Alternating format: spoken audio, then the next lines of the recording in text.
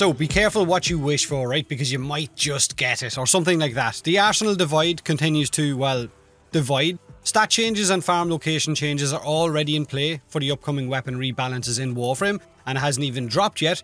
The community rightfully wasn't happy that the new galvanized mods coming to primary and secondary weapons had to be farmed in the steel path, just so that you could use them in, I guess, the steel path. So in order to buff your guns to be efficient when running steel path missions, you first had to grind the steel path to get them. So it was a very weird choice, but that's now changed as requested by the community. But they've only gone and stuck the mods behind arbitration missions. So Vitus Essence, 20 Vitus Essence per mod, which honestly doesn't sound like it's too bad. They've also doubled the Vitus Essence drop chance, and on top of this, they've also made it so that Vitus Essence will despawn after 5 minutes, just like they're intending to do with Steel Essence as well. That Smita Kavat nerf, stopping players from, I guess, cheese farming a resource, waiting for the Smita buff to pop up, and then running around picking everything up and getting an extremely high amount of resources. Now, honestly, Universal Vacuum would have solved this issue years ago, but let's not dive down that rabbit hole.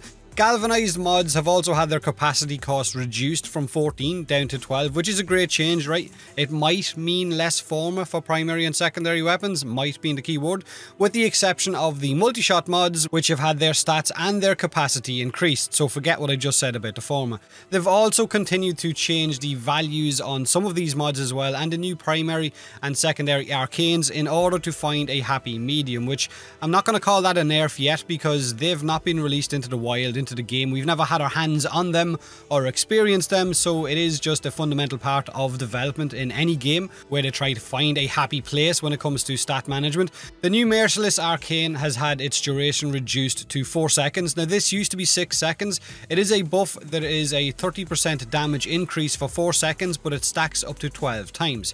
So it's a buff that's going to increase your damage potential the more you kill enemies. It works on kill, which is fine if it's a melee weapon or if it's a gun against low level trash enemies, but against higher level enemies while running in the steel path where you've got armor and damage mitigations to factor in, that 4 seconds seems pretty stingy. In fact, bullet jumping from one side of a room to the other would be enough for that buff to probably completely disappear. Now I will say one thing to this change on the Arcanes. It reminds me heavily of a change that Outriders made shortly after release to a mod that was needed for one of the subclasses for the minigun tank setup.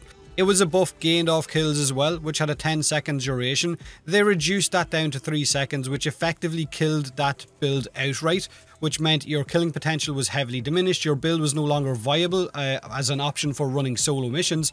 It led to a lot, and I mean a lot, of very unhappy players because it killed the potential of that subclass, and it basically forced players to run a specific build, and that's kind of what this is reminding me of as well. Now this whole Arsenal Divide workshop was meant to be about buffing guns, but the changes seem pretty reluctant. I don't know why they're so reluctant to give weapons the same killing potential as what melee weapons have, or even just bump it up to inline, or even just a little bit underneath it.